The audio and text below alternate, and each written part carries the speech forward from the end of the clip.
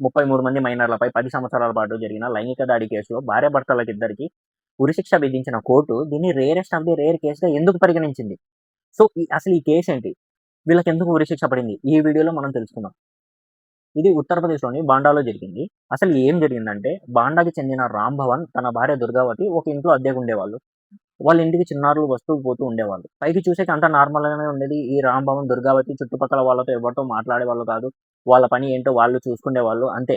రామ్ భవన్ తన డ్యూటీకి వెళ్ళడం, ఇంటికి రావడం అంతే. తనకు వేరే వర్క్ ఉండేది కాదు.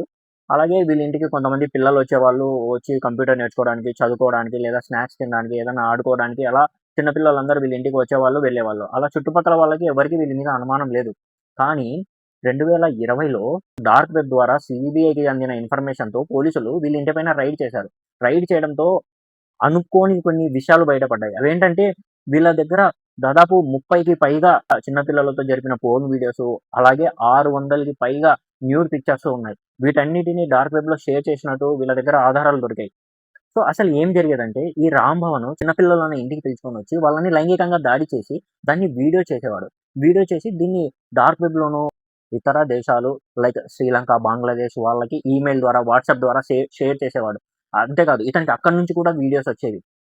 సో, ఇలా దొరికిన ఇన్ఫర్మేషన్‌తో అరెస్ట్ చేసిన తర్వాత ఇంట్రాగేషన్‌లో తను చెప్పిందేంటంటే, అసలు తను ఆ వీడియోస్ ఎందుకు షేర్ చేసేవాడంటే డబ్బుల కోసమా కాదు. తన లైంగిక వాంఛ తీర్చుకోవడానికి, తన వికృత చేష్టల కోసం మాత్రమే దానిని షేర్ చేసేవాడని, వాటిని ఎప్పుడూ డబ్బుల కోసం షేర్ చేయలేదని తను చెప్పాడు.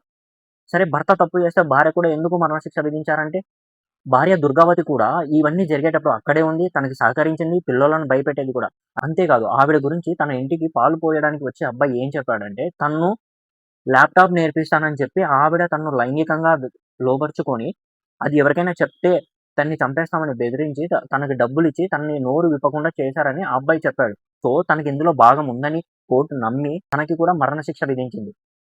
వీళ్ళని అరెస్ట్ చేసింది 2020 అక్టోబర్ ఆ టైంలో. ఇదంతా జరిగింది 2009 నుంచి 2020 మధ్యలో దాదాపు 10 సంవత్సరాల పాటు జరిగింది. వీళ్ళకి శిక్ష పడింది 2026 ఫిబ్రవరి 20వ తేదీన వీళ్ళకి మరణశిక్ష విధించారు. మరణశిక్ష విధిస్తూ జడ్జ్ ప్రదీప్ కుమార్ ఏం చెప్పారంటే, ఇలాంటి వాటికి ఉపేక్షించేదే లేదు. చిన్న పిల్లల పైన జరిగిన దాడులకి ఇలాంటి శిక్షనే కరెక్టు. అప్పుడే సొసైటీలో ఒక భయం ఏర్పడుతుందని ఆయన ప్రత్యేకంగా చెప్పారు.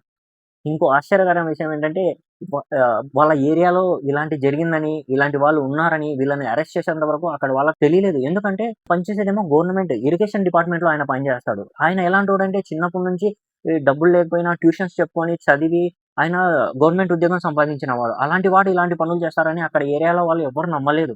సో, ఈ వీడియో ద్వారా నేనేం చెప్పదలుచుకున్నానంటే, మీ ఇంట్లో చిన్న పిల్లలుంటే వాళ్ళు ఎక్కడికెళ్తున్నారు? ఎక్కడి నుంచి వస్తున్నారు? వాళ్ళని కూర్చోబెట్టి మాట్లాడండి. డైలీ ఒక 1 అవర్ గాని, హాఫ్ అన్ అవర్ గాని వాళ్ళతో టైమ్ స్పెండ్ చేయడానికి, వాళ్ళు చెప్పేది మీరు వినడానికి ట్రై చేయండి. ఇలాంటివి చేయడం వల్ల ఇవన్నీ స్టార్టింగ్‌లో ఉన్నప్పుడే మనం అబ్జర్వ్ చేసి ఇంకొకరికి ఇలాంటివి జరగకుండా మనం కాపాడుకోవచ్చు.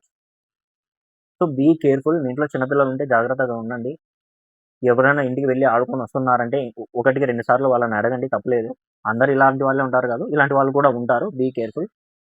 సో, ఇంతవరకు వీడియో చూసినందుకు థాంక్స్. మీకు ఇలాంటి ఇన్ఫర్మేటివ్ వీడియోస్ ఇంకా కావాలంటే ప్లీజ్ సబ్‌స్క్రైబ్ టు భాషా బావలు and share with your friends.